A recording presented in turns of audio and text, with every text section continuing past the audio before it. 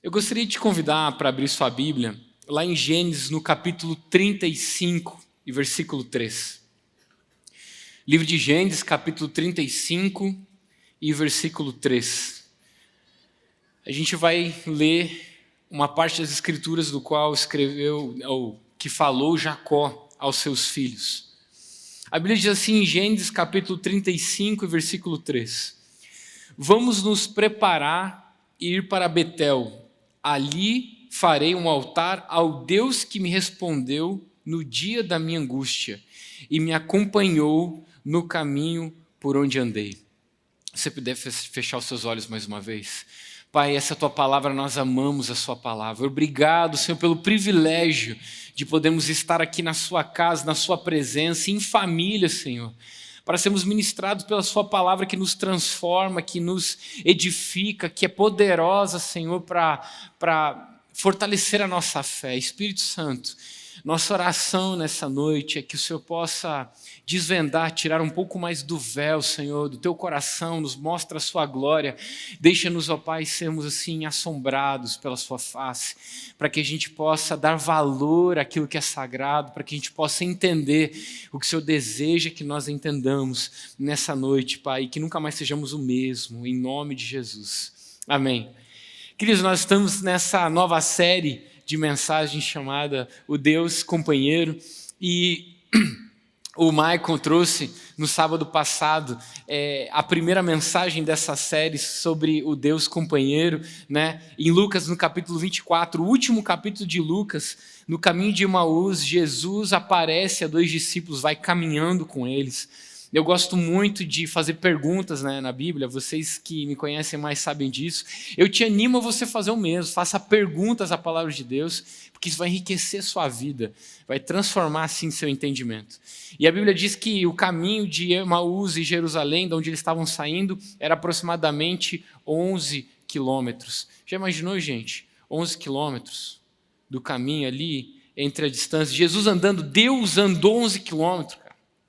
Eu sei que 11 quilômetros para eles não era muito, mas a gente está falando de Deus. Eu sei que na sua cabeça deve estar parecendo, ai, que lindo, Deus andou 11 quilômetros. Não, mas a gente vai ver essa noite de que Deus, assim, Ele está muito além da nossa compreensão. Tem gente que acha que já conheceu Deus, tem gente que acha que já entende Deus. Falo, pelo amor de Deus. A gente está, às vezes, na escola bíblica dando uma aula, eu gosto muito de uma aula sobre a Trindade, e é sempre uma crise para mim explicar o inexplicável. E eu falo, gente, eu venho com temor e tremor, principalmente quando eu venho falar da palavra de Deus. Eu tenho 33 anos de idade, gente, 33 anos de idade, e dizer que eu sei quem é Deus, que eu conheço Deus assim profundamente, isso é uma loucura. E o que Deus ministrou através da vida do Michael, né, do Deus companheiro, que a gente está no ano do bom caminho, e é maravilhoso entender o Deus que é companheiro, porque o Deus companheiro, entendendo que nós estamos no ano do bom caminho, né, que é o caminho com letra maiúscula, é que para nós cristãos, Deus não deveria ser a expectativa da chegada apenas. Para muitas pessoas, Deus é só a expectativa da chegada. Todos os crentes bonitinhos de domingo à noite, todos os crentes que batem ponto, vêm pelo menos no culto de ceia, Deus é a expectativa da chegada. Eu estou vivendo uma vida tranquila, bonitinha, eu sou um crente bonitinho, e assim, vou viver aqui na terra do jeito que dá, na medida do possível, vou fazer algumas coisas para o Senhor, até onde dá, até onde não dá, o Senhor sabe que eu sou muito ocupado, mas quando chegar a eternidade, então eu vou estar com Ele. Deus, a expectativa do final da jornada, é uma das piores frustrações na vida de um cristão. Mas se a gente entender que Deus é o Deus companheiro e que nesse bom caminho Ele anda junto com a gente, então Ele é a riqueza do caminho, Ele não só a expectativa da chegada, Ele é a riqueza do caminho, Ele está andando junto. E uma das coisas que o Senhor me falou, e eu queria trazer essa noite, é o princípio nessa nova série, o Deus companheiro, que caminha junto conosco, como Jesus fez, não só em Lucas 24, no caminho de Emaús, em outras várias partes da Bíblia, é que Deus não tem pressa. Talvez você já ouviu alguma vez a frase, Deus tem pressa, vamos lá, faça alguma coisa, Deus tem pressa. Não, Deus não tem pressa, irmão. Quem tem pressa é a gente tem pressa, Deus não tem pressa. Por quê? Porque ele não está condicionado ao tempo. Inclusive, eu queria falar isso nessa noite, Deus só não tem pressa, Deus só apenas não tem pressa, como parece que Ele gosta de nos atrasar na caminhada. Ele gosta de fazer a gente diminuir a marcha. Ele gosta da gente ir um pouquinho mais devagar. E eu não sei você, mas quando eu disse que eu faço perguntas à Bíblia, é que se eu fosse o autor dessa história, eu resolvia muito mais rápido que Deus, gente. Imagina que Caim mata Abel logo depois da queda. Eu ia olhar e falar, gente, parou, já ficou muito ruim isso aqui. Então agora não vai nascer Sete, vai nascer Jesus já, de Eva, entendeu? Nasce Jesus já, entendeu? Morre pelo pecado ali, o sacrifício pelo pecado de Caim, de Adão e Eva, a rebelião, e pronto, está resolvido. Está todo mundo lá no Éden desfrutando, mas Deus não faz isso. Pelo contrário, espera muito tempo. Aproximadamente 1.600 poucos anos se passa de Adão até Noé. Deus chama um homem, fala para ele fazer uma arca. 100 anos para construir uma arca. Gente, é muita paciência de Deus esperar um negócio ficar 100 anos pronto. Não era mais fácil? Deus é Deus, entendeu?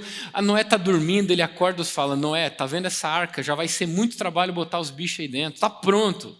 Você estava dormindo e eu fiz essa arca. Pronto. A gente vai ver na Bíblia várias vezes que Deus não quer ser rápido em resolver os nossos problemas. Ele não faz isso. O Daniel ele tem 3 anos de idade. 3 anos e meio, né? E eu estava conversando com a Maressa, às vezes ele faz coisas erradas porque ele está aprendendo. Ele também é filho de Adão, vai ser filho de Cristo, né? A gente já profetiza e prega isso a ele, você é filho de Deus. Mas às vezes a raiz de Adão aparece ali e a gente coloca ele de castigo às vezes. A gente fala, ó, e aí a Maressa, às vezes ela fala um castigo, e ela fala, você vai ficar 3 dias sem assistir desenho. Ele assiste só 20 minutos por dia de desenho, né? A gente regula bastante, como isso só. Mas você vai assistir, vai ficar 3 dias sem assistir desenho. Eu chamo a Maressa no canto e falo, amor, você sabe o que é 3 dias para uma criança de 3 anos e meio? Não, 3 dias. Eu falo, amor, para você 3 dias é rápido, para ele 3 dias é muito tempo. Você pegar uma pessoa de 83 anos e pegar uma pessoa de 3 anos, 3 dias, proporcionalmente, para de 3 anos, é 28 vezes maior do que para o de 83. Porque a gente condiciona o tempo pela idade que nós temos. Você está comigo entendendo, mais ou menos?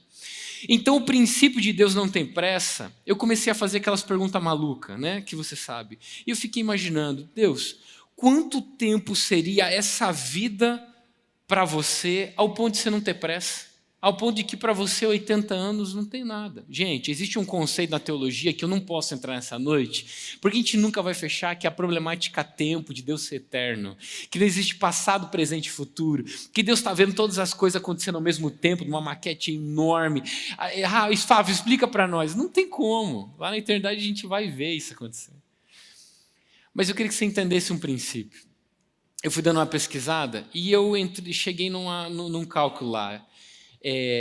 Com a ajuda do chat GPT, o Gabriel Miriani me ajudaram, né? Mas é mais ou menos assim. 100 bilhões de anos equivalem, para 80 anos, equivalem a 2 segundos na proporção. 80 anos é 2 segundos.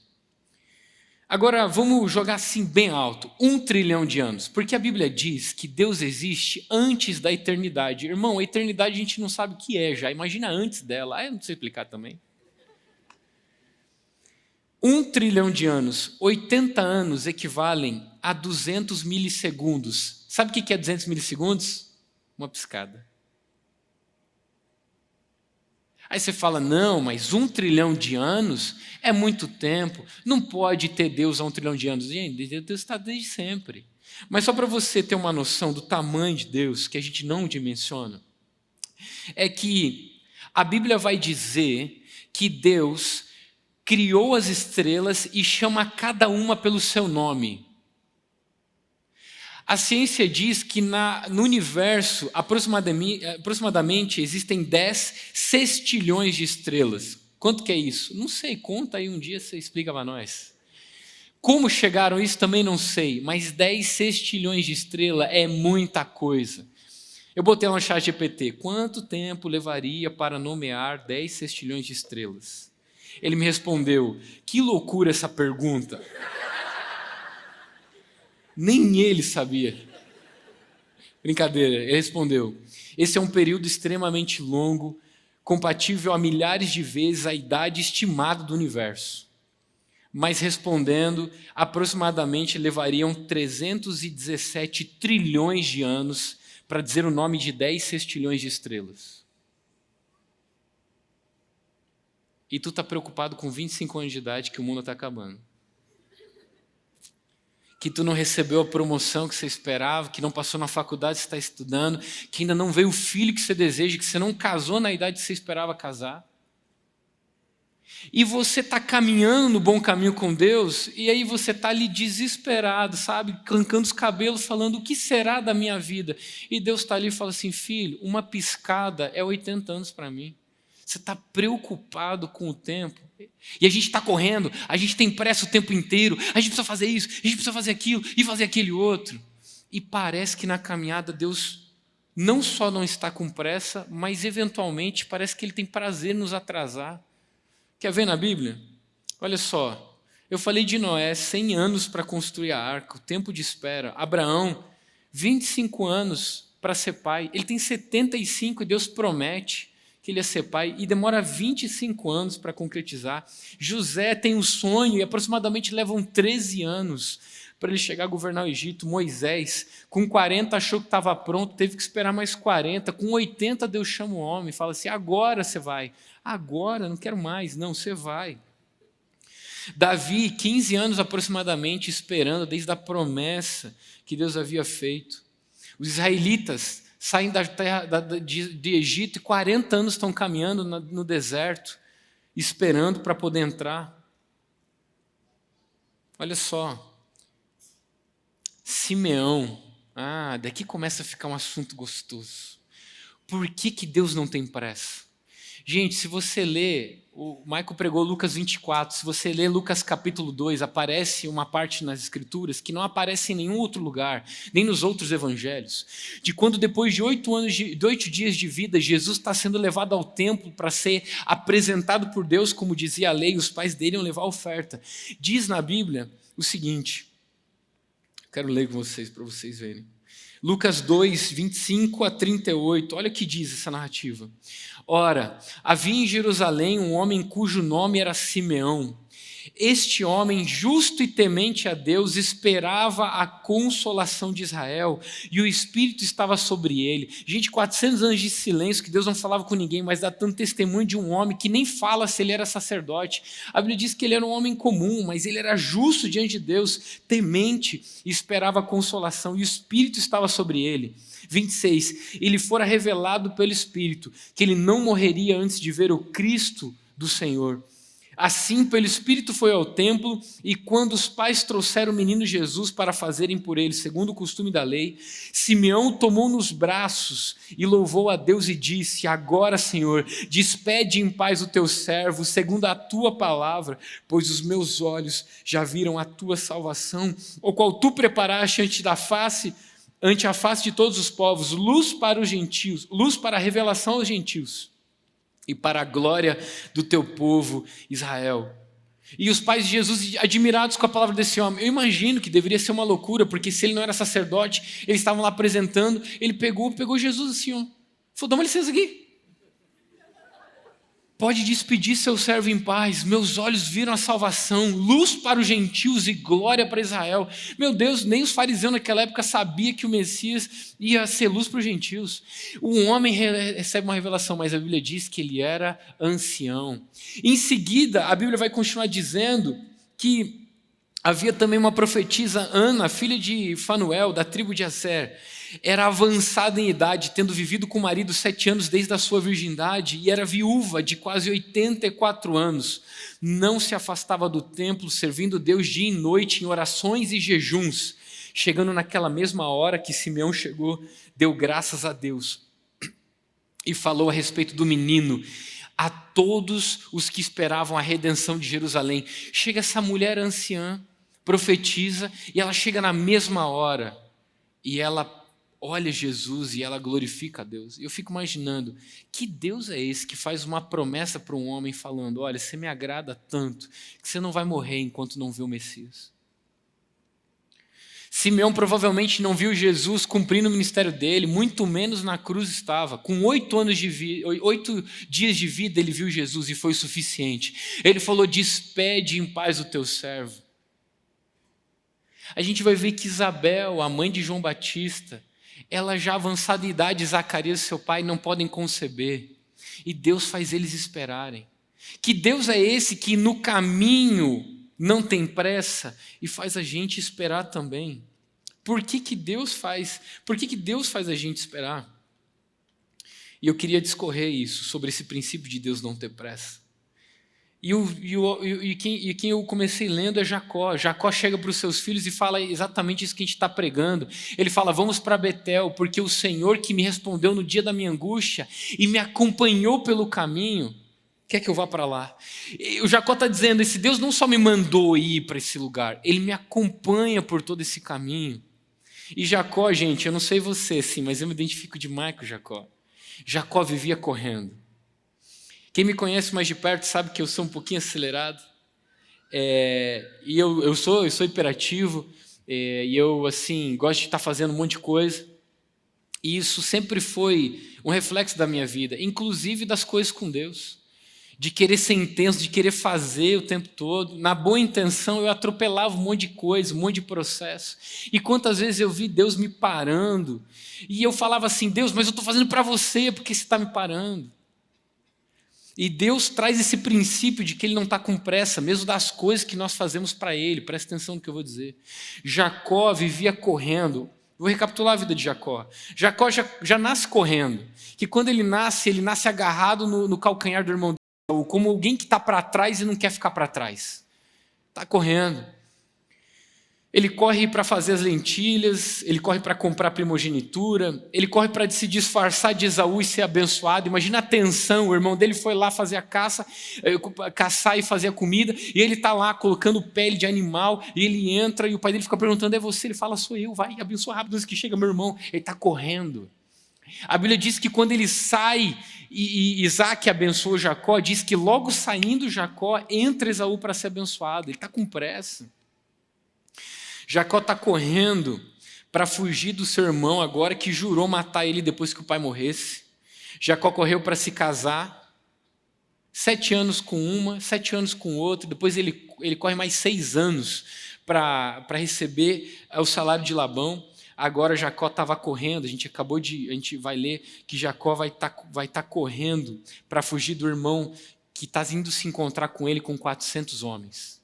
E aqui que a gente vai pautar essa história. Gênesis capítulo 32. Você está comigo ainda, amém? Glória a Deus. Gênesis capítulo 32, a gente vai ver essa história de que Jacó, ele já fugiu e correu de Labão e agora está correndo do seu irmão. Diz assim em Gênesis 32, versículo 1 em diante. Também Jacó seguiu o seu caminho, e anjos de Deus foram encontrar-se com ele. Quando Jacó os viu, disse, este é o acampamento de Deus, e deu àquele lugar o nome de Manaim. 3. Então Jacó enviou mensageiros adiante de si a Saul, seu irmão, à terra de Seir, território de Edom, e lhes deu essa ordem aos servos, assim vocês falarão ao meu senhor Esaú, o seu servo Jacó manda dizer isso, como estrangeiro morei com Labão, em cuja companhia fiquei até agora. Tenho bois, jumentos, rebanhos, servos e servas. Envio este comunicado ao meu senhor para encontrar favor na sua presença. Ele está com medo de Esaú. Os mensageiros voltaram a Jacó dizendo, fomos até seu irmão Esaú, também ele está vindo para se encontrar com o Senhor e 400 homens estão com ele. Jacó fez a conta, falou, para que 400 homens? Encontrar comigo, boa coisa não deve ser, né? Então Jacó ficou com medo e angustiado, dividiu em 2 grupos o povo que estava com ele, também os rebanhos, os bois, os camelos, e pensou, se Esaú vier atacar um povo, o outro grupo escapará. Já está planejando correr de novo. E Jacó orou: Deus de meu pai Abraão e Deus de meu pai Isaque, o Senhor me disseste: volta para a tua terra, para a tua parentela, e eu farei bem a você. Sou indigno de todas as misericórdias e de toda a fidelidade que tens usado para com o teu servo, pois com apenas o meu cajado atravessei o Jordão, e já agora somos 2 grupos. Livra-me das mãos do meu irmão Esaú, porque temo que ele venha e ataque a mim e as mães com os filhos. Pois tu disseste: certamente serei bondoso com você, e lhe darei a sua descendência como a areia do mar, e de numerosa será, que você não poderá contar. Presta atenção, ao 13. Depois de passar ali aquela noite, Jacó separou de tudo que tinha como um presente ao seu irmão Esaú: 200 cabras e 20 bodes, 200 ovelhas e 20 carneiros, 30 camelas de leite com suas crias, 40 vacas e 10 touros, 20 jumentas e 10 jumentinhos. Entregou os seus servos, cada rebanho à parte. Então disse aos seus servos: vão à minha frente e deixem espaço entre rebanho e rebanho. Ele está dizendo: pega tudo isso aqui que a gente vai dar de presente para Esaú. Pega uma parte do rebanho e coloca aqui. Depois dá um espaço de tempo. Pega outra parte do rebanho e coloca aqui. Depois dá outro espaço de distância. Pega outra parte do rebanho e coloca ali, porque era muito. Por que fazer isso? Então Esaú, ao se encontrar com você e perguntar de quem você é e para onde vai, de quem são esses animais que você vem trazendo, responda: são do seu servo Jacó. É um presente que ele está enviando ao meu senhor Esaú. E eis que ele mesmo vem vindo atrás de nós. Jacó ordenou também ao segundo e ao terceiro e todos que vinham conduzindo os rebanhos: é assim que vocês devem falar a Esaú quando se encontrar com ele. Também dirão: eis que seu servo Jacó vem vindo atrás de nós, porque Jacó pensava assim: eu o aplacarei com o presente que me antecede. Depois eu o verei pessoalmente, e talvez ele me dê uma boa acolhida. Assim mandou os presentes à sua frente, ele, porém, ficou aquela noite no acampamento. Você está comigo ainda, amém? Você gosta da Bíblia? Então vou ler mais um pouquinho só.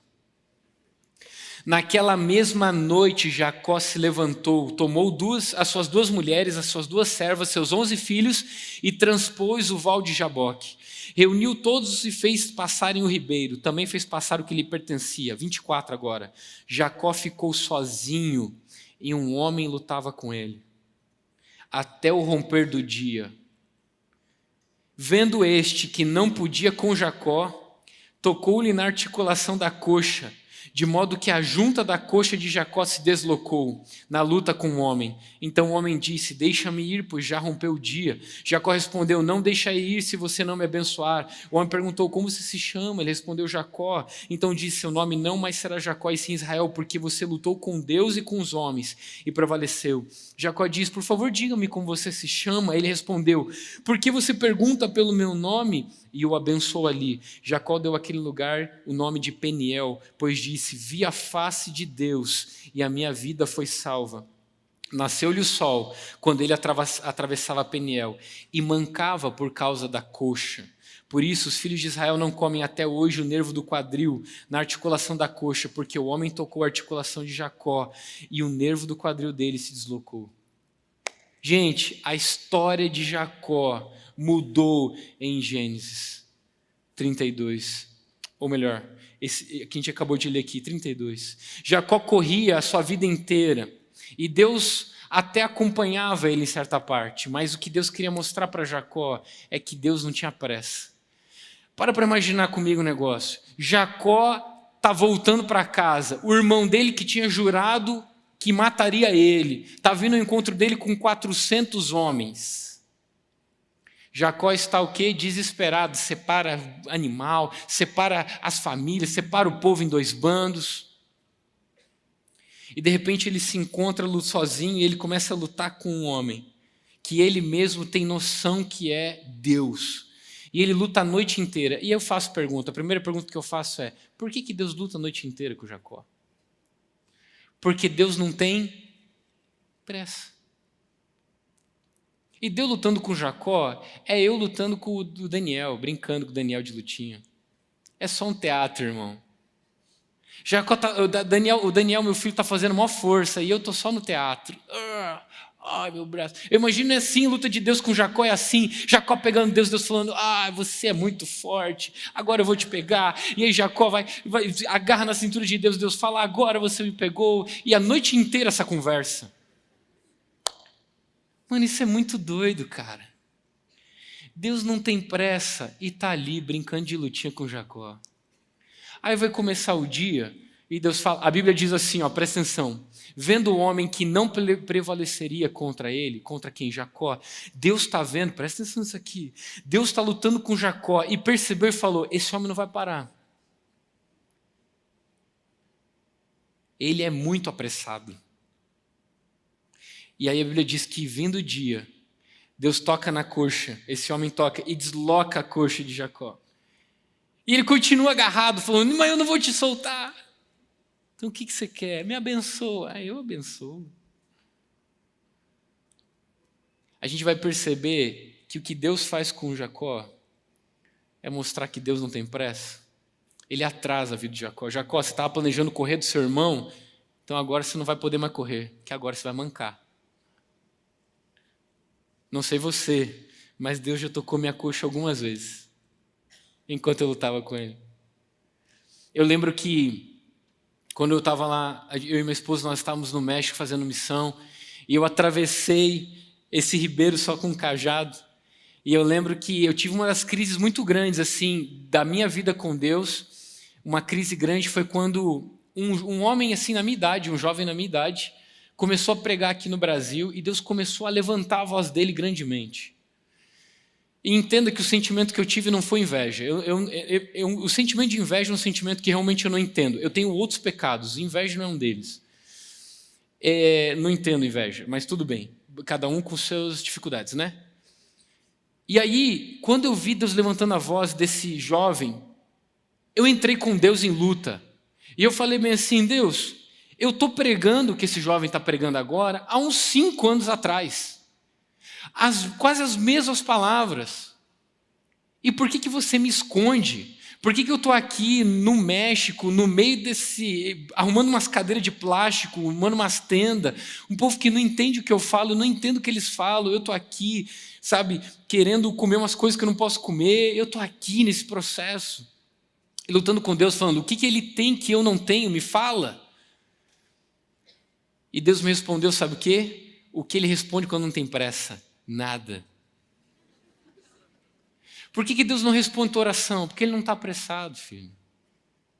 Mas eu queria tanto que Deus falasse, me desse clareza. Ele não está com pressa. Sabe por quê? Porque 80 anos é uma piscada para Ele, mas Ele não faz isso porque Ele é mau. Ele não faz isso porque Ele ama te ver sofrer. Sabe por que Ele faz isso? Primeira coisa, por que Deus nos faz andar mais devagar? Porque Ele quer nos ver crescer. No Salmo 144, 1 e 2, a Bíblia diz, bendito seja o Senhor, minha rocha, que adestra as minhas mãos para a peleja e os meus dedos para a guerra. Você está prestando atenção comigo? Ele está falando, bendito é o Senhor, que é a minha rocha, o meu refúgio. Ele adestra minhas mãos para a batalha, para a guerra. Meu refúgio e minha fortaleza, meu alto retiro, meu libertador, escudo meu e quem me refugiu. Ele é quem me sujeita. Ele é quem me guarda. Aí eu fico pensando, peraí, ô salmista, se Ele é o Senhor dos exércitos, por que adestra minhas mãos para a batalha? Tu é o Senhor dos exércitos, luta aí. É o que a gente quer. Ou não é?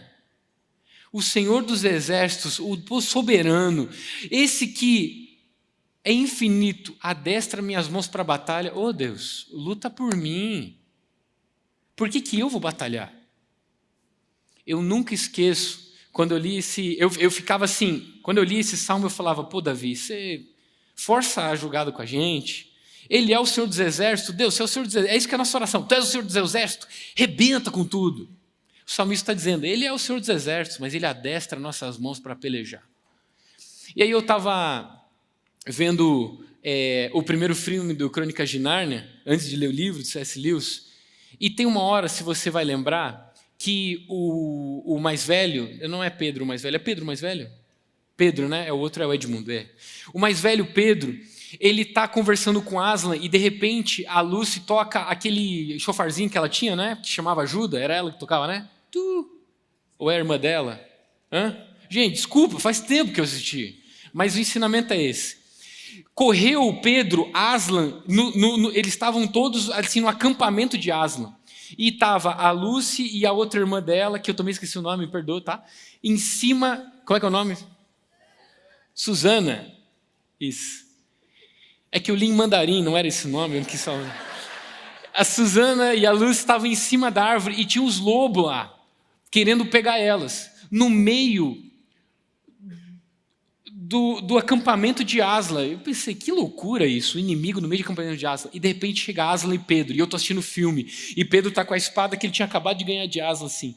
E aí de repente eu imagino assim, nossa, agora Aslan vai voar nesses lobos, assim, de uma vez só. E de repente Aslan para, e aí está Pedro ali, e aí Pedro tira a espada já, e vai na direção dos lobos, e o exército quer atacar, e de repente Aslan segura o exército e fala assim, segura aí, essa batalha de Pedro. Eu estou olhando aquilo, eu lembro do Salmo. Eu falo, Deus, é isso que você faz com a gente. O Senhor dos exércitos adestra minhas mãos para a batalha. Por que Ele faz isso? Porque Deus quer mostrar que o que Ele colocou em nós é maior do que a gente imagina. Que tem muito mais virtude dele em nós do que a gente imagina. É Deus falando assim, filho, você é corajoso porque eu sou corajoso. Você é forte porque eu sou forte. Você vai conseguir viver em sabedoria, porque eu te dou sabedoria. O Deus que não tem pressa no caminho, Ele não está querendo chegar rápido na chegada, Ele quer que a gente desfrute a jornada. 20 anos, Jacó trabalhando para Labão. E aí, gente, eu vou assim, advogar, eu sou um defensor de Jacó demais, sou muito advogado de Jacó, cara. Você vai me ver poucas vezes com energia para debater Bíblia. Não tenho, hoje não, quando eu era mais jovem eu tinha, agora não tenho. Eu não acredito, eu falo, que bom, cara. Parabéns para você, glória a Deus. Agora, quando um cara chega e mete assim, porque Jacó significa enganador, e ele pagou tudo que ele fez, e por isso que Labão enganou ele, eu falo, não, mas segura aí, agora entrei na conversa. Não fala assim de Jacó. Primeiro, o pai de Jacó, Isaac, sabia que o mais velho ia servir o mais novo, sim ou não? Sim. Quando estavam brigando lá no ventre, Deus perguntou, que negócio é esse? Deus fala, o mais velho vai servir o mais novo. Ainda assim, sabendo, Isaac insistiu em abençoar o mais velho? Insistiu. Por quê? Porque ele amava a caça de Esaú. Todas as vezes que um pai colocar o seu amor na frente da vontade de Deus, ele vai ver o problema que vai dar com os filhos. Entendi. E aí vai indo, entendeu? Quem teve a ideia de fazer, de enganar o pai? Foi Jacó que teve a ideia? Não foi Jacó que teve a ideia. Foi quem que teve a ideia? A mãe. A mãe também tem autoridade sobre ele? Então tá bom, calma aí, segura lá. Os teólogos de plantão vão arrebentar lá no comentário. Segura, calma, tem mais, tem bastante. Não vou aqui fazer uma teologia inteira sobre isso. Presta atenção. Jacó comprou a primogenitura de Esaú. Um contrato verbalmente feito, pago e entregue, irmão, acabou. Deus era testemunha quando Jacó chegou e falou, você quer comer essa lentilha? Então renuncia a teu dia de primogenitura porque eu quero. A Bíblia diz que Deus amou Jacó e aborreceu Esaú, porque Esaú não teve preciosidade em seu primogênito. Eu já disse para vocês, a gente poderia falar o Deus de Abraão, de Isaac e de Esaú. Esaú rejeitou, Jacó quis com toda a força. Sabe o que significa Jacó? Significa aquele que agarra. Exatamente o que significa o nome dele. Aquele que vê uma oportunidade e a toma. Eu sou Jacó, meu amigo. Você não quer a bênção que Deus tem para a sua vida? Fica bobeando para você ver se eu não agarro. Eu estou falando sério, cara. Eu caminho perto de homens de Deus incríveis, que têm uns filhos maravilhosos, e eu fico só imaginando, falando assim, se teu filho não quiser isso aí, eu tomo, cara. Se ele não quiser essa herança espiritual que você carrega, eu quero para mim. Eu quero continuar isso que você está fazendo. Gente, Deus ama Jacó. Aí beleza. Não vou nem falar a tipificação de Jacó no paralelo de se disfarçar alguém para receber a bênção e Jesus se disfarça de nós para receber maldição. Não vou nem entrar nesse mérito aqui da parte hermenêutica, que é muito gostosa, tá? Um outro dia a gente fala sobre isso. Agora Jacó está fugindo, tendo recebido a bênção do pai dele. Está fugindo. Deus se encontra com Jacó. Sabe o que Deus fala para Jacó? Ei, eu vou ser com você como eu fui com teu pai, como eu fui com o avô dele. Eu vou dar para você a terra que você está pisando. Jacó, eu vou te abençoar. Se você ser meu, eu vou te abençoar. Imagina, acabou de enganar o pai dele. Enganador significa, não, Deus está irado com Jacó. Deus está abençoando Jacó no meio do caminho, cara. Na fuga dele. Não, mas e agora como você explica ele ter sido enganado por Labão? Enganado por Labão, meu amigo? Então beleza. Eu quero esse castigo de Deus. 20 anos Jacó passa com Labão. Ele mesmo dá testemunho de que ele passou aquele ribeiro só com um cajado. Sabe com quanto que ele passou depois? 2 bandos. A Bíblia não fala quanto que ele tinha depois de 20 anos, mas só fala os presentes que ele preparou a Esaú. A Esaú, ele preparou uma porção do que tinha, ou seja, era uma pequena parte. 200 cabras e 20 bodes, 200 ovelhas e 20 carneiros, 30 camelos de leite e suas crias, 40 vacas e 10 touros, 20 jumentas e 10 jumentos, servos e servas. Está castigando o Jacó porque ele fez? Eu quero esse castigo, irmão. Quando Esaú se encontra com Jacó, Esaú fala, meu irmão, o que é esses presentes aqui tudo? E Jacó fala, é teu, fica para você. E tem uma disputa entre eles. E Esaú fala, não, meu irmão, eu tenho muito, o que é seu seja para ti, eu tenho muito. Sabe qual é a resposta de Jacó? Jacó responde, Esaú, meu irmão, você tem muito, eu tenho, no original hebraico, ele diz, eu tenho tudo. O que Jacó está dizendo é, eu não consigo contar o que eu tenho. Então fica com isso, pelo amor de Deus. E depois de insistir muito, Esaú aceitou o presente. Então você está achando que o tempo de atraso de 20 anos na vida dele, Deus fez para castigá-lo? Ou Deus fez para abençoá-lo? A Bíblia vai dizer que ele foi abençoado. E esse tempo de espera, Deus nos atrasa, Deus toca na nossa coxa, no símbolo dos 20 anos que ele passa lá. Porque o que ele colocou em nós é maior do que a gente imagina. Você nunca vai conseguir passar ou saber o que Deus colocou dentro de você se você não passar por uma adversidade. Todas as vezes que eu percebi o Senhor me fazendo crescer, era em momentos adversos. Salmo 23, presta atenção, e é isso que a gente precisa atentar para conseguir ter paciência na jornada e não ter pressa. Eu já vou explicar o que é pressa. Pressa é o que todos nós jovens queremos. Ontem, meu Deus, Rafa, teve tantas palavras proféticas, quanto tempo faz isso? Não, foi no último sobrenatural. Eu falo, irmão, estar escondido não é o mesmo que estar esquecido. Aquele testemunho que eu falei para vocês daquele jovem, que Deus levantou a voz antes de mim, eu não tinha maturidade para Deus poder me levantar naquela época. Esse jovem, hoje, ele é visto como herege pela maioria da igreja.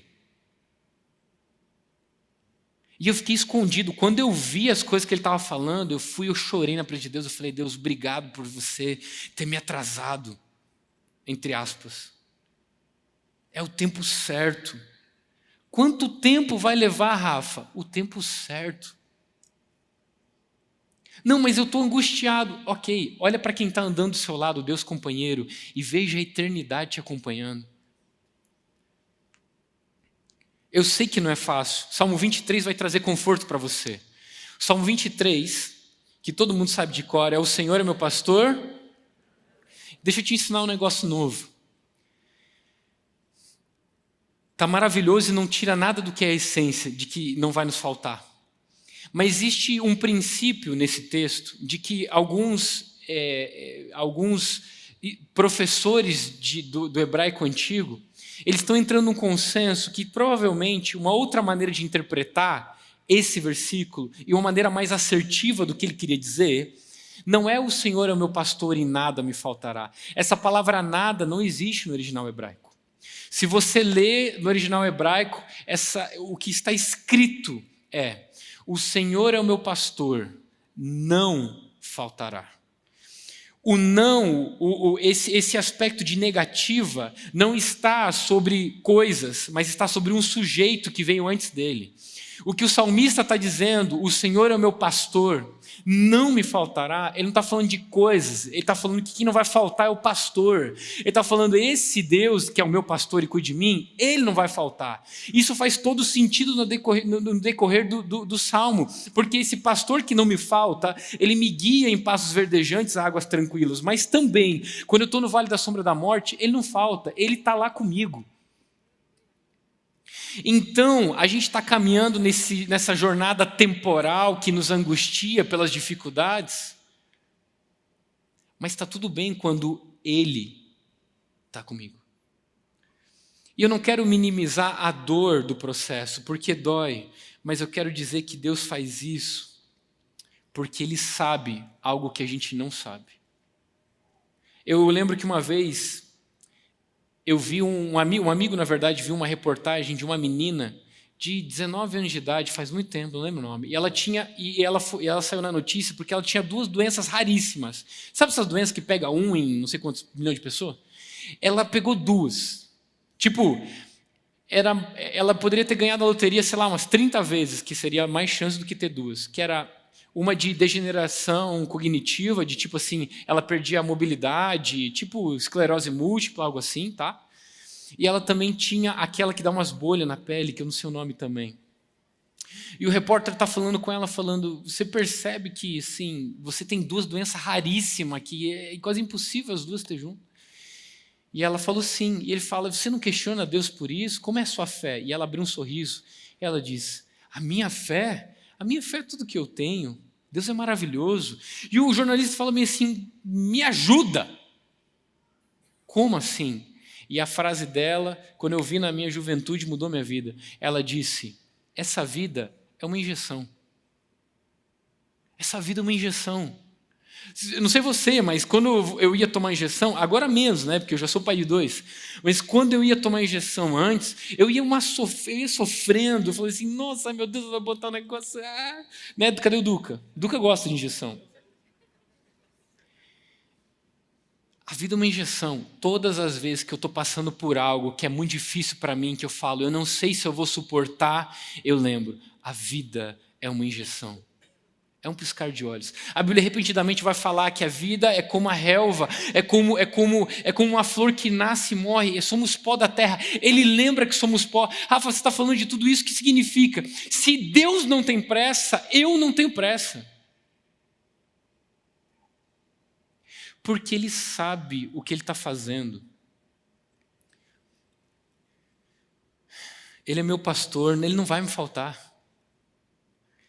Além de me transformar, que eu vou crescer, é o ponto 2. Por que Deus parece que nos atrasa? Porque o quem é mais importante do que o que? É essa transformação. Deus está se importando mais em quem nós estamos nos tornando do que de fato o que nós estamos fazendo.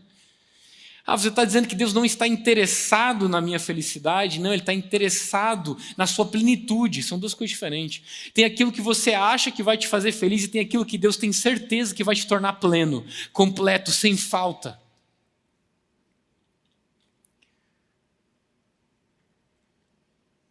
Não quer dizer, presta atenção, que se você não recebeu uma resposta de Deus ainda, é porque você não esteja pronto para ela. Às vezes, o que Deus quer fazer não está pronto para você. A Bíblia diz que Zacarias e Isabel eram irrepreensíveis, justos e tementes a Deus. Por que não a coisa mais rica que Deus poderia dar para alguém? Filhos. É como se eu visse Deus olhando para Zacarias e Isabel e falando assim, o que eu quero dar para vocês é tão maravilhoso, é tão especial, mas não é para o tempo de agora. O que eu vou dar para vocês, não basta só dar um filho para eles. Tem que dar o filho, João Batista, que o próprio Deus prega a respeito deles, Mateus 11:11. Jesus dá testemunho de João Batista. Quem que vocês foram ver? Um profeta, muito mais do que um profeta, de nascido de mulher não teve maior, João Batista. Deus quis inserir Isabel e Zacarias na história da redenção. O que eles iam preparar, o que ia nascer deles, o que ia gerar deles, ia preparar o caminho do Senhor. Meu Deus, que glória é essa? Que honra é essa? Isso em todas as áreas da vida. Gente, se a gente soubesse que Deus não tem pressa, a gente ia desfrutar tanto na jornada. Ele se revela na adversidade, porque é na adversidade que a gente não tem mais distração. Jó fala, agora que tu me tirou tudo, eu estou vendo você. Bob Sorg veio ministrar aqui e é um dos homens que abençoou muito minha vida com seus livros e abençoou nessa vinda. Eu tive o privilégio de estar com ele uma semana. E eu nunca esqueço que uma das primeiras coisas que eu vi, se você não sabe o testemunho dele, procura, é maravilhoso. Ele perdeu a voz dele há 32 anos atrás, ele só pode falar 1 hora por dia e a dor fica insuportável. E toda vez que ele fala, ele dói. Então ele sussurra. E a crise da vida dele ele era pastor sênior de uma igreja e era ministro de louvor. E ele falou, o que você faz com um pastor que não pode pregar, aconselhar, e um ministro de louvor que não pode cantar? E ele se sentiu inútil. E agora fazer o que para Deus? Deus tocou na coxa do Bob Sorg. Ele não podia mais correr, agora a perna dele está arrastando. E ele tem a luta com Deus, Deus não responde previamente, você tem que ler o livro dele, Deus fica muito tempo sem responder. Mas um dia uma mulher se encontra com ele e pergunta para ele algo que para mim assim, é a maior dor que existe na terra, que é a dor de perder um filho. E ela perdeu um filho pequeno. E ela chega para o Bob Sorg e fala assim, pastor, me ajuda. Você consegue encontrar um Deus misericordioso no livro de Jó? Aonde está o Deus misericordioso no livro de Jó? E a resposta do Bob Sorg é, eu só encontro um Deus misericordioso no livro de Jó. O livro de Jó é um livro sobre misericórdia. E ela fala, como é um livro sobre misericórdia? Olha tudo que ele passou. E a resposta do Bob é, o livro de Jó é um livro de misericórdia, porque Deus poderia ter deixado Jó em paz.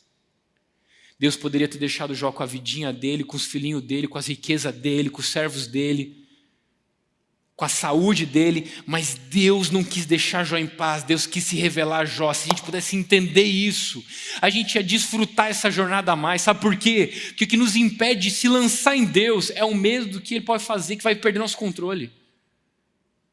Ele está caminhando no ano do bom caminho, o nosso companheiro, ele não tem pressa, então ele toca de vez em quando a nossa perna para a gente parar de correr e começar a rastejar um pouco a perna. Por quê? É mais tempo que a gente passa com ele.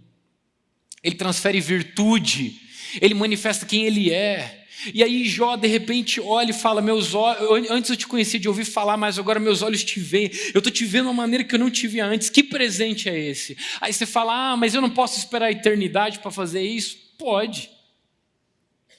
Vai. Mas eu quero ver o que esses homens viram aqui nessa vida.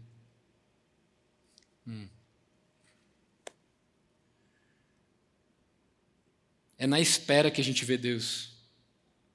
Como Simeão viu na espera. O que Paulo viu? 2 Coríntios 4, 16, 18. Ele diz, por isso não desanimamos, embora nosso corpo exterior esteja a desgastar-se, a corromper-se, o interior, contudo, se renova de glória em glória, de dia em dia.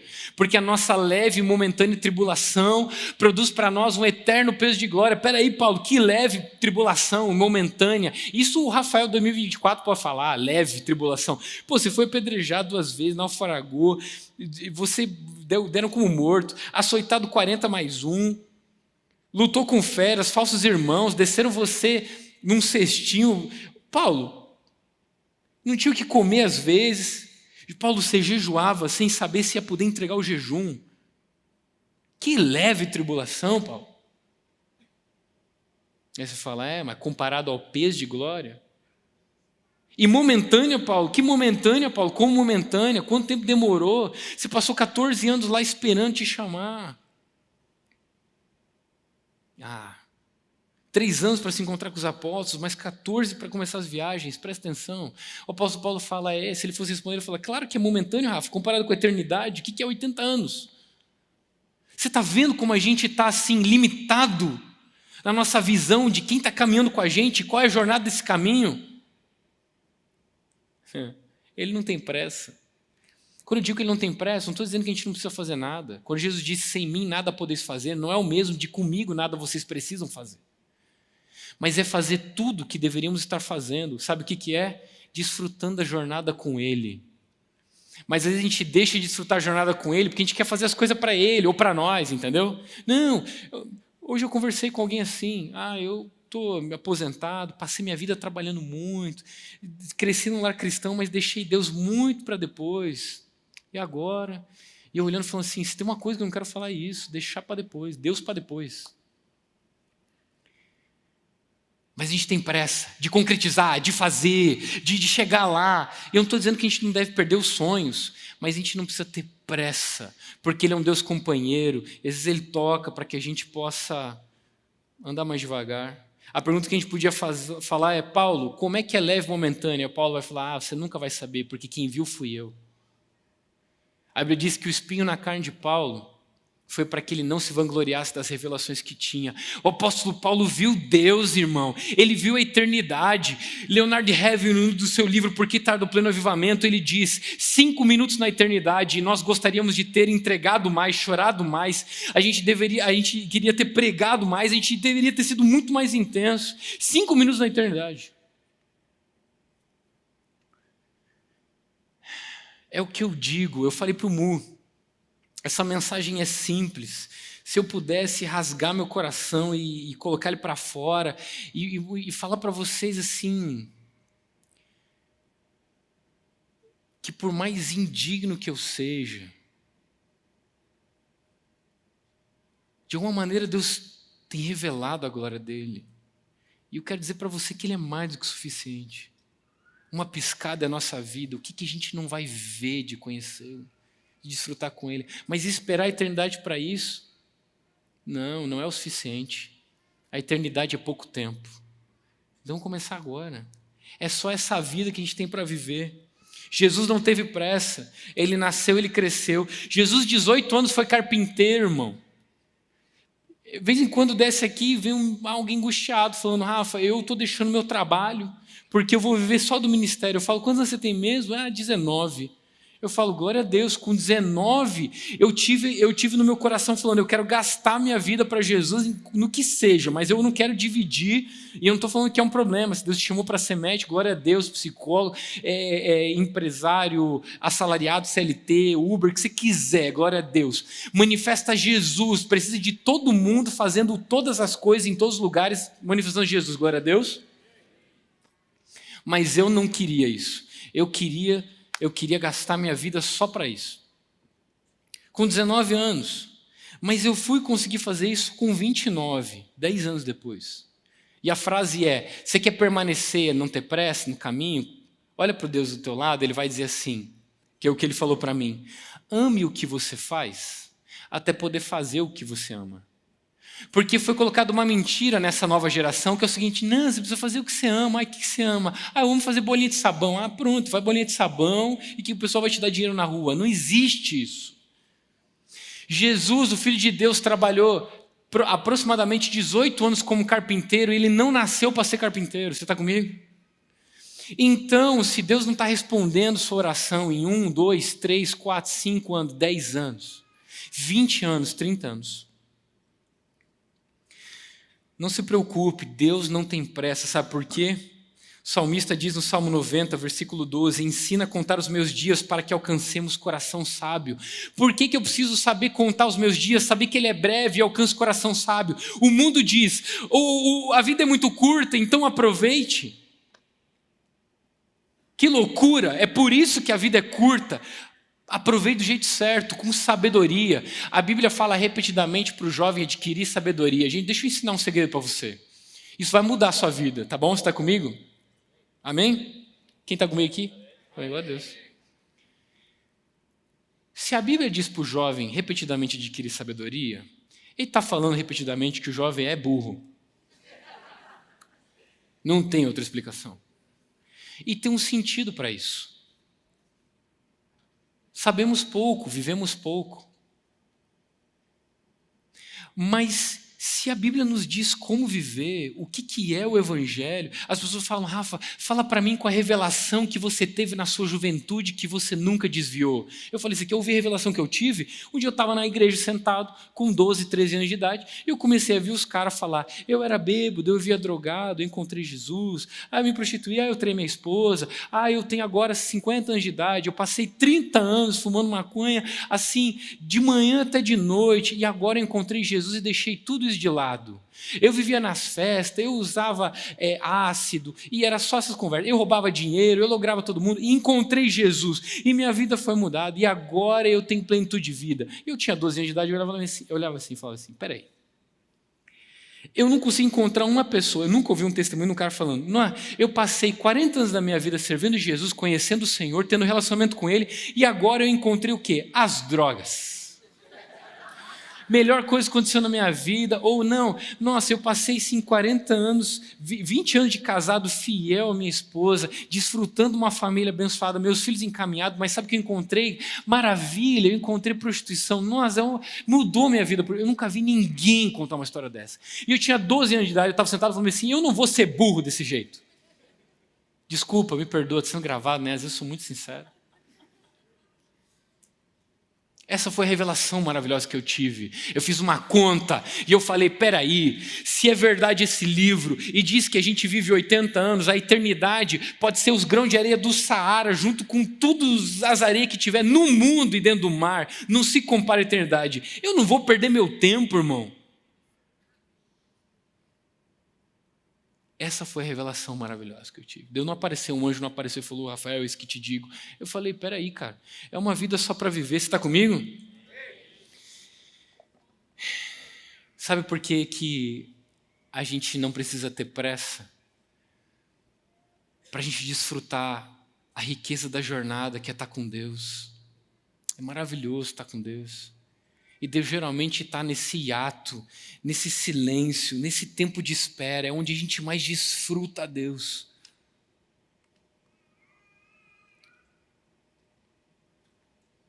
Se a gente pudesse entender que o Deus eterno caminha com a gente porque Ele quer. Por que Deus desce e caminha com Adão em entardecer? Qual que é o interesse de Deus? Adão não tem problema. Conversa de Deus e Adão não é, Deus, hoje foi difícil, porque não sei o quê. Não tem, é o Éden, mas está lá Adão e Deus andando junto. Por que você é um Deus companheiro? Por que você caminha com a gente? Por que você toca a nossa coxa para que a gente ande mais devagar? E é como se Deus dissesse, é porque quanto mais tempo a gente anda junto, quanto menos você corre, mais você presta atenção, mas a minha vida é impartida na sua vida. É mais qualidade. Com quem você mais anda é quem você vai mais parecer. Você já ouviu isso 1 milhão de vezes. Então, assim, desfruta a caminhada com Deus. O que é desfrutar a caminhada com Deus? Gente, é amar a palavra dEle, é ler a palavra dEle, é desfrutar, é fazer pergunta, é comer. É orar, entrar na presença de Deus, não ser só um monólogo, é ouvir o Espírito Santo que você quer falar, fala no meu coração, o que você quer revelar, o que você quer que eu faça, como você quer que eu faça. É entregar todo o seu tempo, sua vida para Ele, para que a gente possa fazer o que Jacó fez. Jacó correu a vida inteira, mas não foi até que Deus o tocou e ele começou a rastejar a perna dele, que mudou a vida dele. Jacó chegou muito mais longe, mancando, por ter sido tocado por Deus, do que correndo do jeito dele. Hebreus 11, 21 diz, pela fé, Jacó, quando estava para morrer, abençoou cada um dos filhos de José, e tendo apoiado sobre a extremidade do seu bordão, adorou a Deus. Essa cena para mim é maravilhosa. Jacó está no final da vida dele, e ele está apoiado sobre o bordão dele. Porque todas as vezes que Jacó estava caminhando e arrastando a perna, ele se lembra que Deus tocou ele está lá no final da jornada dele, ele está lá assim, abençoa os filhos, ele está apoiado no bordão, ele está falando, isso aqui é o sinal de que Deus me tocou. Isso é o sinal de que Deus está comigo. Rafa, e se eu esperar e Deus nunca fazer? Isso é uma questão que é impossível Deus não fazer. Deus sempre vai fazer. Claro, tem a sua fidelidade. Não é a aula de hoje. O Bob Sorg, ele tem tanta certeza que Deus irá curá-lo. Ele está há 32 anos orando por isso. E continua orando. Confiando no Senhor, continua orando. E uma semana andando com ele, eu entendi porque ele tem tanta certeza que Deus irá curá-lo. Porque ele foi tocado na coxa, agora ele arrasta a perna dele. E Deus ecoou a voz dele de um jeito que a audível nunca alcançaria, que são os livros, que já foram traduzidos a mais de 35 idiomas. Mas sabe por que o Bob tem tanta certeza que Deus vai curar ele? É porque se ele não voltar a falar plenamente nessa vida, ele vai cantar junto com todo mundo lá naquela, irmão. João, quando viu aquela multidão cantando, o Bob estava lá cantando. E é por isso que ele tem certeza, porque não interessa se é nesse tempo que é uma piscada ou se é naquela. Então, não se desespere. Se parece que está faltando algo, eu vou dizer para você, tem uma coisa que nunca vai faltar: o bom pastor.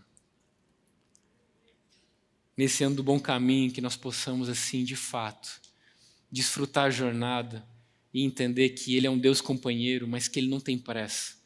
E às vezes Ele toca na nossa perna, para que a gente pare de correr o que a gente está correndo, porque às vezes a gente está correndo para longe dEle. E Ele toca porque Ele ama e tem misericórdia e tal, traz para perto. Ou Ele toca porque Ele quer passar mais tempo, ou Ele toca porque Ele quer desfrutar. A última experiência que eu tenho, assim, que eu queria compartilhar com vocês, eu lembro que a Maressa, lá no México, estava passando um momento muito difícil emocional, a gente não entendia o que era. Ela teve ansiedade generalizada, ela teve crise do pânico. Um dia ela pode dar esse testemunho para vocês. E eu lembro que eu entrava no banheiro para orar, porque era muito pequeno o nosso apartamento. Eu entrava no banheiro para orar e a Maressa tinha medo de orar. Ela não conseguia orar. E eu entrava no banheiro para orar e a presença de Deus vinha e eu tinha aquele tempo com Ele maravilhoso. E de repente eu falava: Senhor, eu queria falar sobre a Maressa. E era muito claro Deus falando comigo. Ele falava: sobre a Maressa eu não vou conversar com você. Sobre a Maressa, não te meta ali. Estou fazendo. Deus, mas é que se tu continuar nesse papo, a gente termina a conversa agora. Então eu falava: então tá bom, fica aqui. Eu deixo a Maressa contigo. Isso aconteceu várias vezes. A presença de Deus vinha e eu precisava de uma resposta. Eu queria ajudar a minha esposa. E eu falava: Deus, a Maressa. E Ele falava: Maressa, não te meta ali.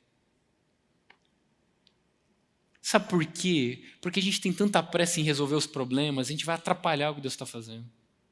Mas se a gente confiar num Deus companheiro que não tem pressa, então a gente vai ir muito mais longe sendo tocado por Ele, mesmo que mancando, do que correndo do jeito que a gente achou que deveria correr. Você recebe essa palavra?